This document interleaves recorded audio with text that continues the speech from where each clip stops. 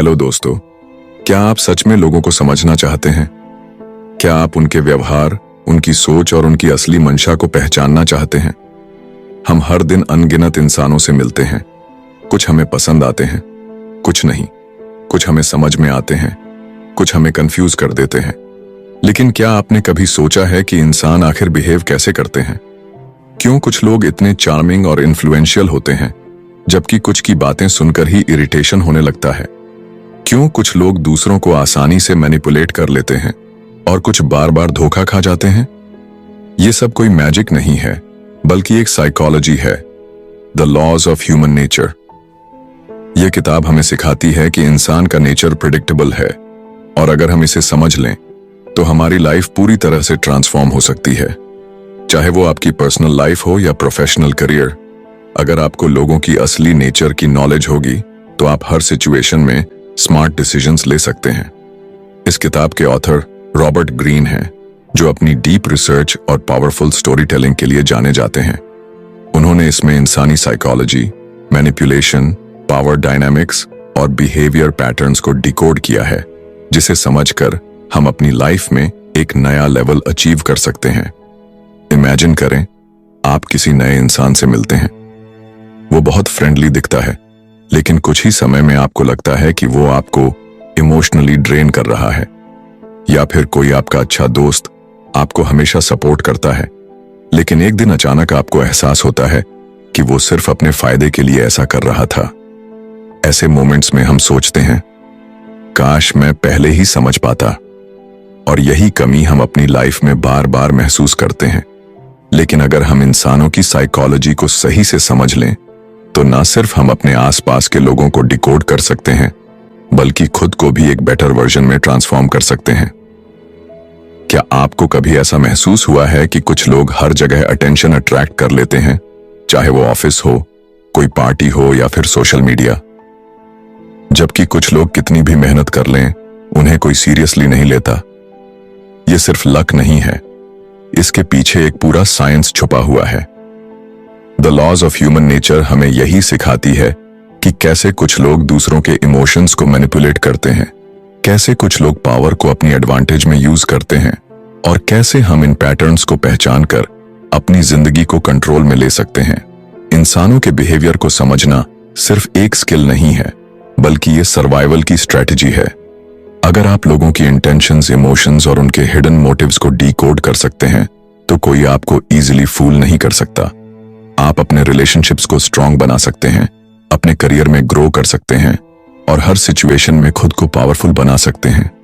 इस वीडियो में हम इस अमेजिंग बुक का डीप डाइव समरी करने वाले हैं, जहां आपको पता चलेगा कि कैसे आप दूसरों की ट्रू नेचर को पहचान सकते हैं, कैसे खुद की इमोशनल वीकनेसेस को कंट्रोल कर सकते हैं, और कैसे अपनी लाइफ को एक नई डायरेक्शन दे सकते हैं।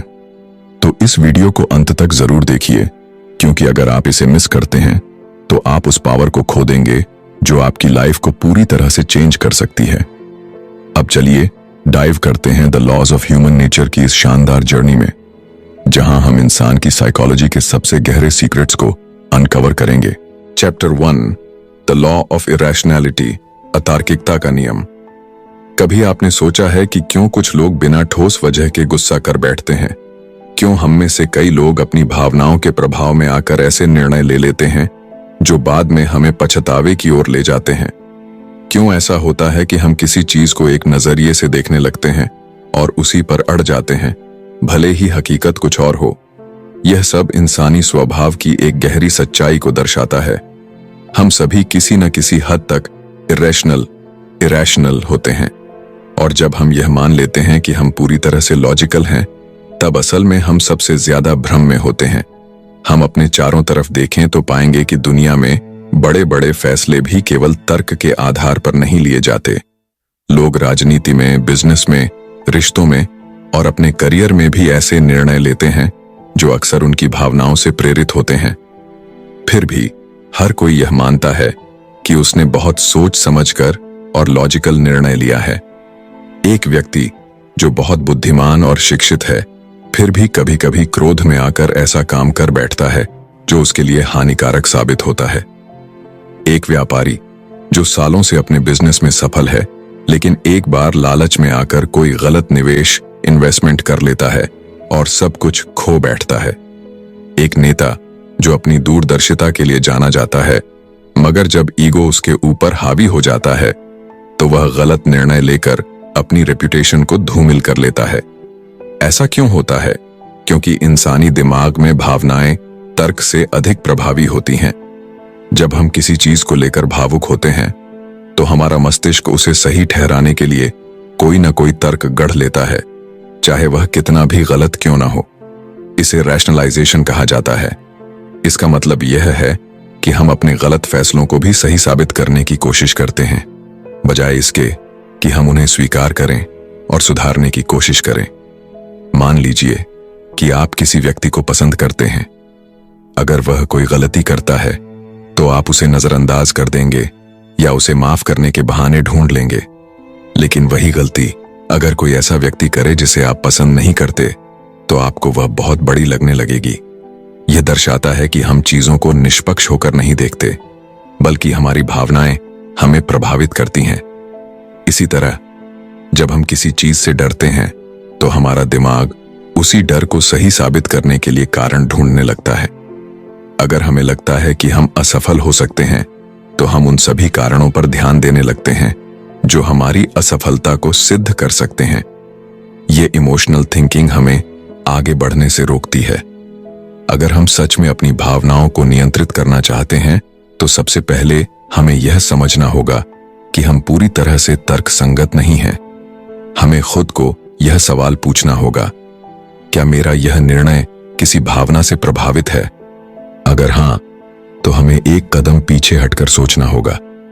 कभी कभी हमें लगता है कि कोई व्यक्ति हमारे खिलाफ है, लेकिन अगर हम अपनी भावनाओं को अलग रखकर सोचें तो हो सकता है कि वह वास्तव में हमारी मदद करने की कोशिश कर रहा हो।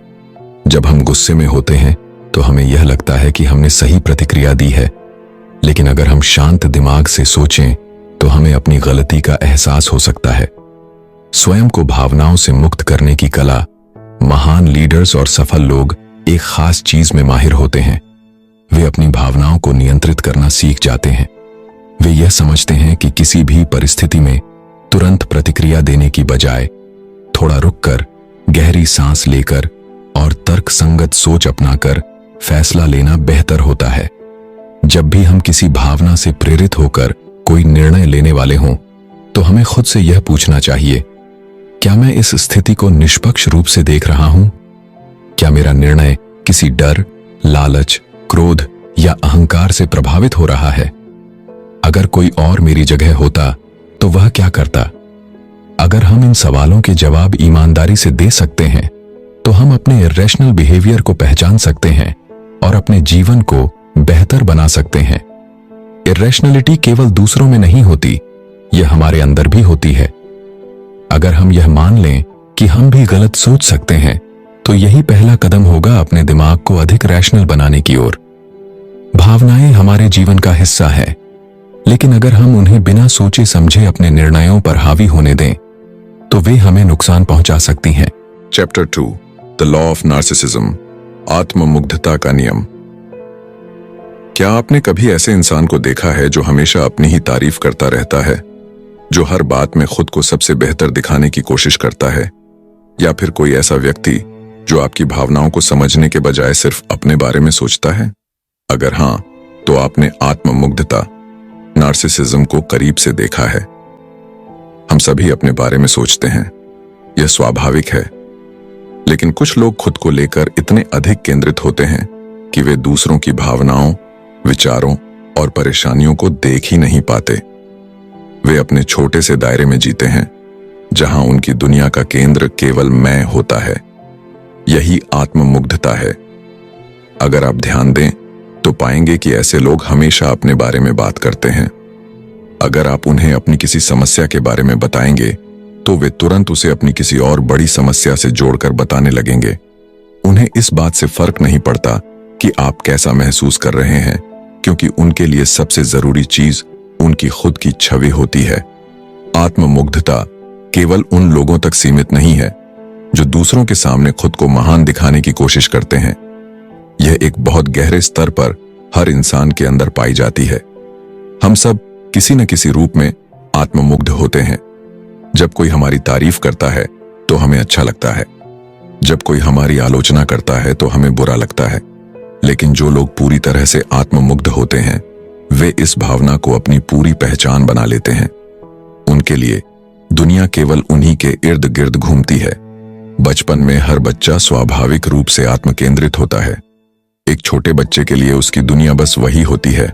वह यह नहीं समझ पाता कि उसके माता पिता भी थक सकते हैं या परेशान हो सकते हैं। लेकिन जैसे जैसे हम बड़े होते हैं हमें दूसरों की भावनाओं को समझने की क्षमता, एम्पैथी विकसित करनी चाहिए। हमें यह सीखना चाहिए कि हर कोई अपनी परेशानियों और खुशियों के साथ जी रहा है और हम अकेले इस दुनिया के केंद्र में नहीं हैं। लेकिन कुछ लोग इस बदलाव से नहीं गुजरते। वे उसी आत्मकेंद्रित सोच के साथ बड़े होते हैं। यह कई कारणों से हो सकता है। शायद उनके माता पिता ने उन्हें हमेशा यह महसूस कराया कि वे खास हैं, कि वे दूसरों से बेहतर हैं, या फिर हो सकता है कि वे अपने बचपन में उपेक्षित, निग्लेक्टेड रहे हों और इसलिए वे अब दुनिया से वही प्यार और ध्यान पाने की कोशिश कर रहे हों जो उन्हें पहले नहीं मिला। कुछ लोग अपने जीवन के संघर्षों से इतनी गहराई से प्रभावित होते हैं कि वे हर चीज को अपने दर्द के चश्मे से देखने लगते हैं। अगर वे किसी कठिन समय से गुजरे हैं तो उन्हें यह महसूस होता है कि दुनिया उनके साथ अन्याय कर रही है और इसलिए वे अपने दुख को बाकी सभी चीजों से ऊपर रखते हैं। वे यह भूल जाते हैं कि हर इंसान के जीवन में संघर्ष होता है। आत्ममुग्ध व्यक्ति की पहचान करना मुश्किल नहीं है। वे अक्सर अपनी ही कहानियां सुनाने में व्यस्त रहते हैं। वे आपकी बातों को काटकर अपनी बात रखना पसंद करते हैं। अगर आप उन्हें कोई सुझाव दें तो वे उसे नजरअंदाज कर देंगे या फिर इसे ऐसे लेंगे जैसे आप उनकी आलोचना कर रहे हों। उन्हें लगातार प्रशंसा, वैलिडेशन की जरूरत होती है और अगर वे इसे नहीं पाते तो वे चिढ़ जाते हैं। वे खुद को दुनिया से अलग और विशेष मानते हैं। उन्हें लगता है कि उन्हें हमेशा दूसरों से बेहतर ट्रीटमेंट मिलना चाहिए। अगर कोई उनकी तारीफ करता है तो वे उसे पसंद करते हैं, लेकिन अगर कोई उनकी गलतियों को उजागर करे तो वे तुरंत रक्षात्मक, डिफेंसिव हो जाते हैं या उस व्यक्ति को अपना दुश्मन मान लेते हैं। आत्ममुग्धता का सबसे खतरनाक पहलू यह है कि यह इंसान के रिश्तों को बर्बाद कर सकती है। एक आत्ममुग्ध व्यक्ति कभी भी किसी रिश्ते में बराबरी का संतुलन, बैलेंस बनाए नहीं रख सकता, क्योंकि उनके लिए सबसे जरूरी चीज केवल खुद की छवि होती है। वे अपने पार्टनर की भावनाओं को नहीं समझते और अपने दोस्तों से भी सिर्फ उतना ही रिश्ता रखते हैं जितना उनके लिए फायदेमंद हो। सच्चाई यह है कि आत्ममुग्धता एक स्पेक्ट्रम पर होती है। हर इंसान के अंदर थोड़ा बहुत आत्ममुग्धता का भाव होता है, लेकिन कुछ लोग इस स्तर तक पहुंच जाते हैं कि वे दूसरों के लिए जहरीले, टॉक्सिक बन जाते हैं। वे केवल अपनी दुनिया में जीते हैं और बाकी सबको अपनी जरूरतों के हिसाब से इस्तेमाल करते हैं। अगर हम सच में खुद को आत्ममुग्धता से बचाना चाहते हैं तो हमें यह समझना होगा कि हम अकेले इस दुनिया में नहीं हैं। हमें दूसरों की भावनाओं और जरूरतों को भी उतना ही महत्व देना होगा जितना हम अपनी भावनाओं को देते हैं। पहला कदम यह स्वीकार करना है कि हम भी कभी कभी आत्ममुग्ध होकर सोचते हैं। जब हम किसी बातचीत में होते हैं तो हमें खुद से यह पूछना चाहिए, क्या मैं सामने वाले की भावनाओं को भी उतना ही महत्व दे रहा हूं जितना मैं अपनी भावनाओं को दे रहा हूं? अगर जवाब नहीं है तो हमें खुद को बदलने की जरूरत है। हमें दूसरों की बातों को सुनने की आदत डालनी होगी। हमें यह समझना होगा कि हर इंसान अपनी परेशानियों से गुजर रहा है और हमें हमेशा अपने बारे में सोचने के बजाय दूसरों की भावनाओं को भी समझना चाहिए। आत्ममुग्धता का दूसरा पहलू यह भी है कि हमें ऐसे लोगों से बचना होगा जो अत्यधिक आत्ममुग्ध हैं। अगर आप किसी ऐसे व्यक्ति के साथ हैं जो केवल खुद की तारीफ करता है और आपकी भावनाओं को महत्व नहीं देता, तो आपको यह सोचना चाहिए कि क्या यह रिश्ता आपके लिए सही है। आत्ममुग्धता इंसानी स्वभाव का एक हिस्सा है, लेकिन जब यह अत्यधिक हो जाती है तो यह न केवल हमें बल्कि हमारे आसपास के लोगों को भी नुकसान पहुंचाती है। अगर हम सच में एक बेहतर इंसान बनना चाहते हैं तो हमें खुद को दूसरों की जगह रखकर देखना होगा। हमें यह समझना होगा कि हर इंसान की जिंदगी में उसकी अपनी समस्याएं और संघर्ष हैं। जब हम आत्ममुग्धता से बाहर निकलकर एक संतुलित और संवेदनशील इंसान बनते हैं, तब हम केवल खुद को नहीं बल्कि अपने रिश्तों को भी मजबूत करते हैं। असली समझदारी इसी में है कि हम खुद को दूसरों की भावनाओं से जोड़ सकें और अपनी दुनिया को सिर्फ मैं से हटाकर हम की ओर ले जा सकें। Chapter 3, the law of role playing, भूमिका निभाने का नियम। क्या आपने कभी सोचा है कि लोग असल में वैसे नहीं होते जैसे वे दिखते हैं? हम में से हर कोई एक भूमिका निभा रहा है, एक ऐसा चेहरा दिखा रहा है जो समाज को स्वीकार्य हो, जो लोगों को पसंद आए। लेकिन क्या होगा अगर हम इस खेल को समझ जाएं और इसे अपने पक्ष में इस्तेमाल करना सीख लें? हम एक ऐसी दुनिया में रहते हैं जहां लोग हमेशा अपने वास्तविक रूप को छुपाने की कोशिश करते हैं। वे वह चेहरा नहीं दिखाते जो वे सच में हैं, बल्कि वह दिखाते हैं जो उन्हें दूसरों को प्रभावित करने के लिए जरूरी लगता है। समाज में हर व्यक्ति एक रोल निभा रहा होता है, एक ऐसा किरदार जिसे वह खुद ने चुना है या जिसे परिस्थितियों ने उसे निभाने पर मजबूर कर दिया है। आप किसी भी पेशे को देख लें, एक राजनेता जनता को प्रभावित करने के लिए एक अलग चेहरा अपनाता है। एक अभिनेता केवल पर्दे पर नहीं बल्कि असल जिंदगी में भी एक भूमिका निभाता है। एक बिजनेसमैन अपने ग्राहकों के सामने हमेशा आत्मविश्वास से भरा हुआ दिखता है, भले ही अंदर से वह डरा हुआ हो। हम सभी जाने अनजाने इस खेल का हिस्सा हैं। जब हम किसी नए व्यक्ति से मिलते हैं तो हम उसके वास्तविक स्वभाव को नहीं देखते। हम उसकी मुस्कान, उसके शब्दों और उसके हाव भाव, बॉडी लैंग्वेज को देखते हैं। हमें लगता है कि वही उसका असली रूप है, लेकिन अक्सर यह केवल एक मुखौटा, मास्क होता है। लोग अपने अंदर छिपी असलियत को बाहर नहीं आने देते, क्योंकि वे डरते हैं कि अगर दुनिया ने उन्हें उनकी असली पहचान में देख लिया तो शायद उन्हें स्वीकार नहीं किया जाएगा। हर इंसान का असली स्वभाव तभी दिखता है जब वह अकेला होता है। जब कोई हमें देख नहीं रहा होता, तब हम असल में वैसे होते हैं जैसे हम हैं, बिना किसी दिखावे के, बिना किसी बनावटी मुस्कान के। लेकिन जैसे ही हम किसी के सामने आते हैं, हमारा रोल प्लेइंग शुरू हो जाता है। हम अपनी बॉडी लैंग्वेज को नियंत्रित करते हैं, अपने शब्दों को तौलते हैं और खुद को ऐसा दिखाने की कोशिश करते हैं जैसा हमें लगता है कि सामने वाले को पसंद आएगा। बचपन से ही हमें यह सिखाया जाता है कि हमें कैसे व्यवहार करना चाहिए। जब हम स्कूल में होते हैं तो हमें अनुशासित, डिसिप्लिन्ड दिखना पड़ता है, भले ही हमारा मन शरारत करने का हो। जब हम नौकरी पर जाते हैं तो हमें हमेशा प्रोफेशनल और आत्मविश्वासी दिखना होता है, भले ही अंदर से हम घबराए हुए हों। जब हम समाज में होते हैं तो हमें अच्छा, दयालु और समझदार दिखना होता है, भले ही हमारे मन में असली भावनाएं कुछ और ही चल रही हों। लोग भूमिकाएं इसलिए निभाते हैं क्योंकि यह उन्हें समाज में स्वीकार्यता, एक्सेप्टेंस दिलाती है। एक कर्मचारी अपने बॉस के सामने एक आदर्श कर्मचारी की भूमिका निभाता है। एक नेता जनता के सामने एक ईमानदार व्यक्ति का मुखौटा पहनता है, और एक दोस्त भी कभी कभी अपनी सच्ची भावनाओं को छुपाकर वही दिखाता है जो उसके दोस्त को अच्छा लगे। लेकिन सवाल यह उठता है, क्या हम इन भूमिकाओं के जाल में फंस चुके हैं? क्या हम अपने असली स्वभाव से इतने दूर हो चुके हैं कि हमें खुद भी नहीं पता कि हम असल में कौन हैं? अगर आप लोगों को ध्यान से देखें तो आप यह समझ सकते हैं कि कौन अपनी असली भावनाओं को छुपा रहा है और कौन सच बोल रहा है। जब कोई व्यक्ति बहुत अधिक आत्मविश्वास दिखाने की कोशिश करता है तो हो सकता है कि वह अंदर से असुरक्षित, इनसिक्योर हो। जब कोई बहुत अधिक दयालु बनने की कोशिश करता है तो संभव है कि वह अपनी असली भावनाओं को छुपा रहा हो। लोगों के चेहरे पर लिखी गई मुस्कान हमेशा उनके मन की सच्चाई को नहीं दिखाती। कभी कभी उनकी आंखों में छुपा डर, उनके हाथों की हल्की सी हलचल, उनकी आवाज का कंपन, यह सब उनके अंदर छुपे सच को उजागर कर सकता है। लेकिन इस खेल में केवल दर्शक बनकर रहने की जरूरत नहीं है। अगर आप इस नियम को समझ जाएं, तो आप इसे अपने पक्ष में इस्तेमाल कर सकते हैं। जब आपको किसी से कुछ हासिल करना हो तो आप भी अपनी भूमिका को इस तरह से ढाल सकते हैं कि सामने वाला आपके प्रभाव में आ जाए। आप अपने शब्दों, अपनी बॉडी लैंग्वेज और अपने हाव भाव का इस्तेमाल करके लोगों को वह दिखा सकते हैं जो वे देखना चाहते हैं। अब सवाल यह उठता है, क्या हमें भी इस खेल का हिस्सा बनना चाहिए?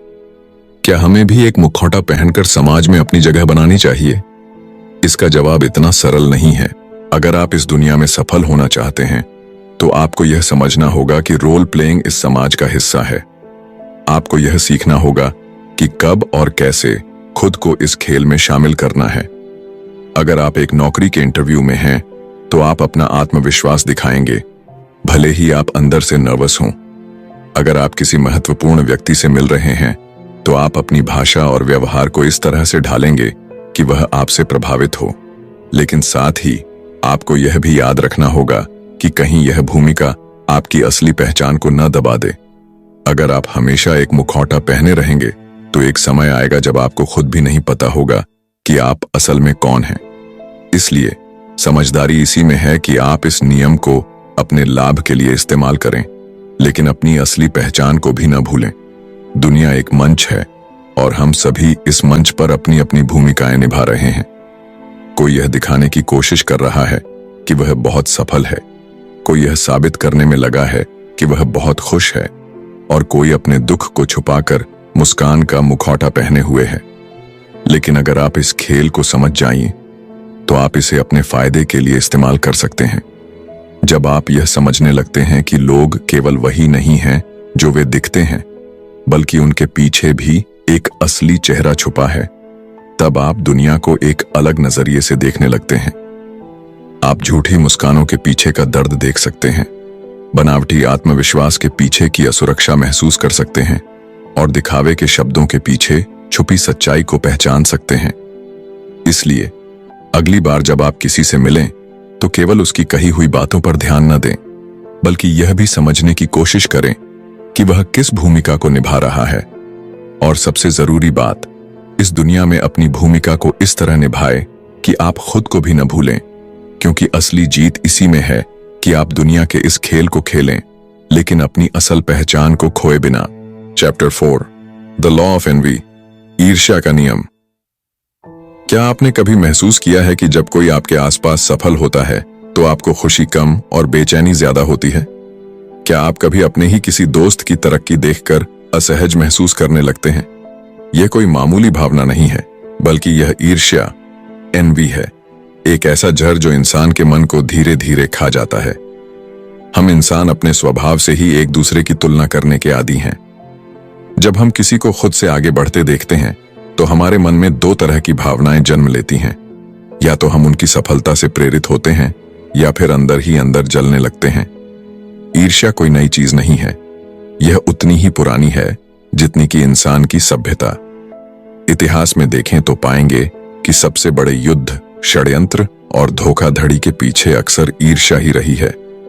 कई बार ईर्ष्या इतनी गहरी होती है कि हम इसे पहचान भी नहीं पाते। हम सोचते हैं कि किसी की सफलता हमें प्रभावित नहीं करती, लेकिन जब वही व्यक्ति हमसे आगे निकल जाता है तो हमारे अंदर एक अजीब सी बेचैनी शुरू हो जाती है। हम खुद से सवाल पूछते हैं, मैं क्यों नहीं? मेरे पास यह क्यों नहीं? उसने ऐसा क्या किया जो मैं नहीं कर सका? और यहीं से शुरू होता है ईर्ष्या का खेल। ईर्ष्या का सबसे खतरनाक पहलू यह है कि यह धीरे धीरे हमारे व्यक्तित्व को अंदर से खोखला कर देती है। यह हमें दूसरों की उपलब्धियों पर ध्यान देने और अपनी खुद की क्षमता को नजरअंदाज करने के लिए मजबूर कर देती है। हम अपने लक्ष्यों से भटक जाते हैं क्योंकि हमारा पूरा ध्यान इस पर होता है कि दूसरा व्यक्ति क्या कर रहा है और हमें उससे आगे कैसे निकलना है। अगर हम अपने आसपास ध्यान दें तो पाएंगे कि लोग ईर्ष्या को अलग अलग तरीकों से व्यक्त करते हैं। कुछ इसे खुले तौर पर दिखाते हैं, वे आपकी सफलता को कम आंकेंगे, आपको नीचा दिखाने की कोशिश करेंगे या आपकी उपलब्धियों को सिर्फ किस्मत कहकर टाल देंगे। लेकिन कुछ लोग इसे छुपा लेते हैं, वे आपकी तारीफ तो करेंगे लेकिन उनकी आंखों और शब्दों में एक छुपा हुआ दर्द होगा। वे आपकी मदद करने का दिखावा तो करेंगे लेकिन अंदर ही अंदर चाहेंगे कि आप असफल हो जाएं। ईर्ष्या केवल व्यक्तिगत जीवन तक सीमित नहीं है, यह कार्यस्थलों में, दोस्ती में, रिश्तों में और यहां तक कि परिवारों में भी देखने को मिलती है। अक्सर भाई बहनों में, सहकर्मियों में, यहां तक कि सबसे करीबी दोस्तों में भी यह भावना पनपती है। किसी का प्रमोशन हो जाए, किसी को एक अच्छा जीवन साथी मिल जाए, कोई अपनी पसंद का करियर बना ले, बस यही वो क्षण होते हैं जब ईर्ष्या चुपके से हमारे मन में जगह बना लेती है। लेकिन क्या ईर्ष्या को पूरी तरह से खत्म किया जा सकता है? शायद नहीं, क्योंकि यह इंसानी स्वभाव का हिस्सा है। लेकिन इसे नियंत्रित जरूर किया जा सकता है। अगर हम समझ जाएं कि ईर्ष्या हमें हमारी खुद की क्षमता से भटकाने का काम करती है, तो हम इसे अपने फायदे के लिए इस्तेमाल कर सकते हैं। ईर्ष्या को नकारात्मक भावना बनाने के बजाय इसे प्रेरणा का स्रोत बनाया जा सकता है। अगर कोई हमसे बेहतर कर रहा है तो हम उससे सीख सकते हैं, न कि उससे जल सकते हैं। दुनिया में जो लोग सफल हुए हैं वे केवल अपनी मेहनत की वजह से नहीं, बल्कि इसलिए भी सफल हुए हैं क्योंकि उन्होंने अपनी ईर्ष्या को सकारात्मक दिशा में मोड़ दिया। उन्होंने दूसरों की सफलता से सीखने की आदत डाली, न कि उसे देखकर खुद को कोसने की।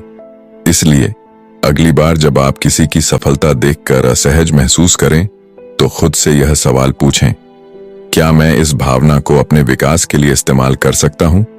अगर हां, तो इसे प्रेरणा बनाइए, और अगर नहीं तो इसे तुरंत अपने मन से निकाल दीजिए।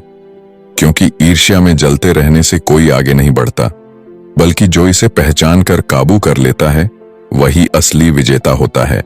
Chapter 5, the law of aggression, आक्रामकता का नियम। क्या आपको कभी ऐसा महसूस हुआ है कि कोई आपके खिलाफ चुपचाप साजिश रच रहा है? क्या आप कभी किसी व्यक्ति के मीठे शब्दों के पीछे छिपे गुस्से और जलन को महसूस कर पाए हैं? दुनिया में हर इंसान आक्रामकता, एग्रेशन को अलग अलग रूपों में जीता और व्यक्त करता है। कुछ इसे खुलकर दिखाते हैं तो कुछ इसे मुस्कान के पीछे छिपा लेते हैं।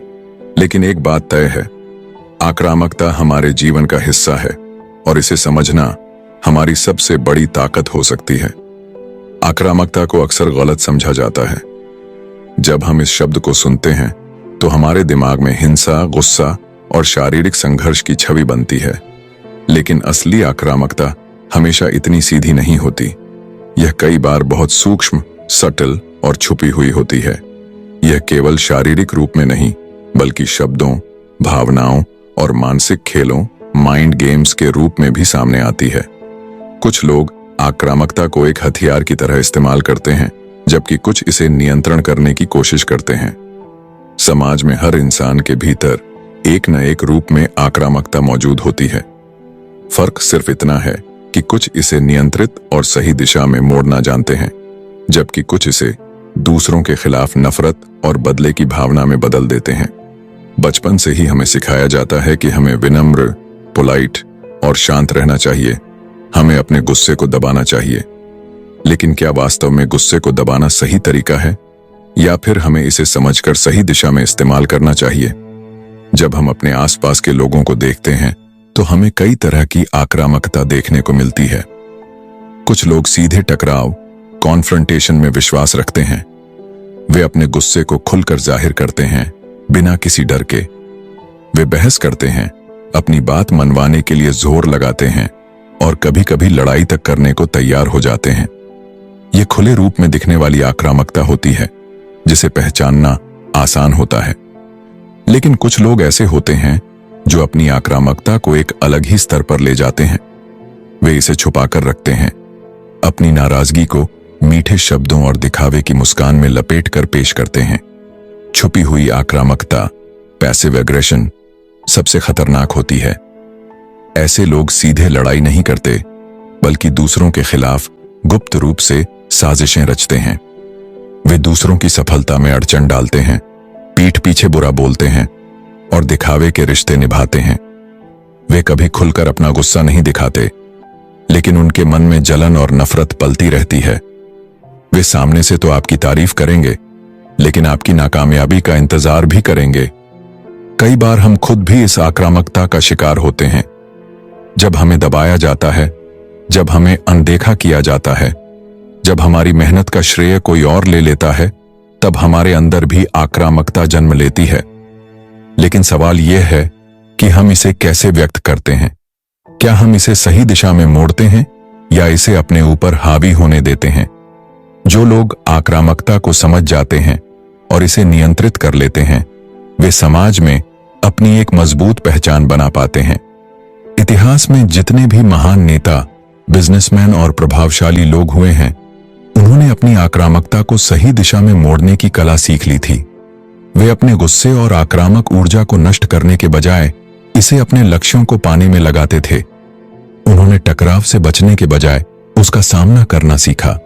आक्रामकता को पूरी तरह खत्म करना संभव नहीं है, क्योंकि यह हमारे अंदर स्वाभाविक रूप से मौजूद होती है, लेकिन इसे समझकर, इसे सही दिशा में इस्तेमाल करके हम इसे अपनी ताकत बना सकते हैं। जब कोई हमें चुनौती देता है, जब कोई हमें कमजोर साबित करने की कोशिश करता है, तो हमें उस ऊर्जा को अपने आत्म सुधार, सेल्फ इंप्रूवमेंट में लगाना चाहिए, न कि उसे नफरत और बदले की भावना में बर्बाद करना चाहिए। इसीलिए अगली बार जब आपको अपने भीतर गुस्से की लहर महसूस हो, तो खुद से पूछें, क्या मैं इसे बेकार की लड़ाई में बर्बाद करने वाला हूं, या इसे अपनी सफलता का हथियार बनाने वाला हूं? क्योंकि आक्रामकता को नियंत्रित करने वाला व्यक्ति ही असली विजेता होता है। Chapter 6, the law of conformity, भीड़ का अनुसरण करने का नियम। क्या आपने कभी खुद को किसी भीड़ का हिस्सा बनते हुए पाया है, बिना यह सोचे कि आप सच में ऐसा क्यों कर रहे हैं? क्या आपने कभी किसी ट्रेंड को सिर्फ इसलिए अपनाया है क्योंकि बाकी सब वही कर रहे थे? हम सोचते हैं कि हम अपने फैसले खुद लेते हैं, लेकिन सच ये है कि समाज, संस्कृति और हमारे आसपास मौजूद लोग हमें उस दिशा में धकेलते हैं जहां हम बिना सोचे समझे भीड़ का हिस्सा बन जाते हैं। यह एक अदृश्य ताकत है जो हमारी सोच, हमारी पसंद और यहां तक कि हमारे सपनों को भी नियंत्रित करती है। हम इंसान सामाजिक प्राणी, सोशल बीइंग्स हैं। हम जन्म से ही एक समुदाय का हिस्सा होते हैं और हमें इस बात की परवाह होती है कि लोग हमारे बारे में क्या सोचते हैं। हम यह नहीं चाहते कि हमें अलग या अजीब समझा जाए। इसी वजह से कई बार हम अपने असली विचारों और इच्छाओं को दबाकर वही रास्ता चुनते हैं जो बाकी सबने चुना है। यह भीड़ के प्रभाव, हर्ड मेंटालिटी का सबसे बड़ा उदाहरण है। भीड़ का अनुसरण करना हमेशा बुरा नहीं होता। इतिहास में कई बार समाज के नियम और परंपराएं हमें सुरक्षा और स्थिरता, स्टेबिलिटी देने में मदद करती हैं, लेकिन जब यह अनुसरण आंख मूंद कर किया जाता है, बिना तर्क और समझ के, तब यह खतरनाक हो सकता है। जब हम सिर्फ इसलिए कोई फैसला लेते हैं क्योंकि सब यही कर रहे हैं, तब हम अपनी खुद की सोचने समझने की क्षमता को कमजोर कर देते हैं। अगर आप गौर करें तो पाएंगे कि यह प्रवृत्ति हमारे जीवन के हर हिस्से में मौजूद है। स्कूल में हमें सिखाया जाता है कि अच्छे नंबर लाना ही सफलता की निशानी है। कॉलेज में हमें वही कोर्स चुनने के लिए कहा जाता है जो सेफ हो, भले ही हमारी असली रुचि किसी और चीज में हो। जॉब में हम वही काम करते हैं जो समाज में सम्मानित माना जाता है, बिना यह सोचे कि क्या वह वास्तव में हमें खुशी देता है। सोशल मीडिया इस नियम का सबसे बड़ा उदाहरण है। जब कोई नया ट्रेंड आता है तो लोग बिना सोचे समझे उसे फॉलो करने लगते हैं। कोई नया फैशन, कोई नया विचार, कोई नया चैलेंज, लोग इसे अपनाने के लिए उत्सुक रहते हैं, क्योंकि वे भीड़ से अलग नहीं दिखना चाहते। वे नहीं चाहते कि लोग उन्हें आउटडेटेड समझें। यह प्रवृत्ति हमारे फैसलों को नियंत्रित करने लगती है और धीरे धीरे हम यह भूल जाते हैं कि हम असल में क्या चाहते थे। इतिहास गवाह है कि जब जब लोगों ने बिना सवाल किए भीड़ का अनुसरण किया है, तब तब समाज को भारी नुकसान हुआ है। कई बड़े युद्ध, सामाजिक उथल-पुथल, आर्थिक संकट, ये सब भीड़ के अंधे अनुसरण का नतीजा रहे हैं। लोग बिना यह सोचे कि सच क्या है, केवल इसलिए किसी विचार को अपना लेते हैं क्योंकि बाकी सब उसे सही मान रहे होते हैं। लेकिन यही वह समय होता है जब असली सोचने वाले लोग, असली लीडर्स और बदलाव लाने वाले लोग खड़े होते हैं। जो लोग भीड़ से अलग सोचने की हिम्मत रखते हैं, वे ही दुनिया में कुछ नया और क्रांतिकारी करने में सक्षम होते हैं। अगर आप इतिहास के महान आविष्कारकों, कलाकारों और विचारकों को देखें तो पाएंगे कि वे कभी भी आम भीड़ का हिस्सा नहीं बने। उन्होंने हमेशा सवाल किए, उन्होंने हमेशा अपने रास्ते खुद चुने। वे इस डर में नहीं जे कि लोग क्या कहेंगे, बल्कि उन्होंने यह सोचा कि मैं क्या नया कर सकता हूं। इसलिए अगली बार जब आप किसी भीड़ का हिस्सा बनने लगें तो खुद से एक सवाल पूछें, क्या मैं यह सच में अपने मन से कर रहा हूं या सिर्फ इसलिए क्योंकि बाकी सब यही कर रहे हैं? अगर आपका जवाब दूसरा है, तो यह समय है खुद को पहचानने का, अपनी सोच को दिशा देने का और इस भीड़ से बाहर निकलकर अपनी अलग राह बनाने का। क्योंकि इतिहास उन्हीं लोगों को याद रखता है जिन्होंने भीड़ का अनुसरण करने के बजाय भीड़ को एक नई दिशा दी। Chapter 7, the law of death denial, मृत्यु के भय का नियम। क्या आपने कभी सोचा है कि आपके जीवन में सबसे बड़ा डर क्या है? क्या यह असफलता है या फिर अकेलापन? शायद इनमें से कुछ भी नहीं। असल में हमारा सबसे गहरा डर मृत्यु, डेथ है। मृत्यु का भय एक ऐसी भावना है जो हमें जीवन भर सताती है, चाहे हम उसे स्वीकार करें या नहीं। हम में से अधिकांश लोग मृत्यु के बारे में सोचने से बचते हैं, लेकिन क्या कभी आपने सोचा है कि अगर हम मृत्यु के डर का सामना करें तो क्या यह हमारे जीवन को और भी अधिक अर्थपूर्ण नहीं बना सकता? मृत्यु के भय को समझना और स्वीकारना शायद सबसे कठिन कार्यों में से एक है। हम हमेशा यह मानते हैं कि मृत्यु दूसरों के साथ ही होगी, लेकिन खुद के साथ नहीं। हम सोचते हैं कि यह दूर है, कि हम इसे समय पर टाल सकते हैं। जीवन की भागदौड़ में हम अपनी मृत्यु के विचारों को दिमाग से बाहर रखते हैं। हम अपनी उम्मीदों, सपनों और कामों में इतने व्यस्त हो जाते हैं कि हमें लगता है कि मृत्यु हमारे जीवन का हिस्सा नहीं है। लेकिन सच्चाई यह है कि मृत्यु का डर ही हमारे जीवन को नियंत्रित करता है। यह डर हमें जीवन के छोटे छोटे फैसलों में अज्ञेय रूप से प्रभावित करता है। हम जो काम करते हैं वे सिर्फ इसीलिए नहीं होते कि हम उन्हें चाहते हैं, बल्कि इसलिए होते हैं क्योंकि हम नहीं चाहते कि मृत्यु हमें किसी समय बिना किसी तैयारी के पकड़ ले। हमारी सबसे बड़ी चिंता यह है कि हम अधूरी जिंदगी जीकर चले जाएं। यही कारण है कि हम अपनी जिंदगी के सभी फैसले करते समय भविष्य में आने वाली मृत्यु को नकारते हैं और कुछ करना या सोचना शुरू कर देते हैं जो हमें समय पर करना चाहिए। हमारा डर अक्सर हमारी उम्मीदों से मेल खाता है। हम खुद से कहते हैं, अभी बहुत कुछ करना बाकी है, अभी तो मेरी जिंदगी की शुरुआत है, मैं अपने सपने पूरे करूंगा। लेकिन फिर धीरे धीरे समय निकल जाता है और हम अपने ख्वाबों को टालते जाते हैं मृत्यु के विचारों से बचने के लिए। यह अनजाने में हमारी गति को धीमा कर देता है, क्योंकि हम मरने से डरते हैं लेकिन जीवन जीने का तरीका भूल जाते हैं। हम यह भूल जाते हैं कि जो समय हम बर्बाद करते हैं वह कभी वापस नहीं आता। हम सभी ने कभी न कभी अपने अंदर मृत्यु का डर महसूस किया होगा। जब किसी करीबी की मौत होती है तो हमें लगता है कि हमें भी ऐसा ही होना है। उस क्षण में हम महसूस करते हैं कि जीवन कितनी नाजुक चीज है और हम कितनी जल्दी इसे खो सकते हैं। हम जो अपनी पूरी जिंदगी में नहीं करते वही एक पल में सोचते हैं, अगर मेरी भी मृत्यु हो जाए तो क्या होगा। यह डर केवल इंसान की मानसिक स्थिति को प्रभावित नहीं करता, बल्कि हमारी पूरी जीवन शैली को भी बदल देता है। लेकिन मृत्यु के इस डर का एक और पहलू है जो शायद हम समझ नहीं पाते।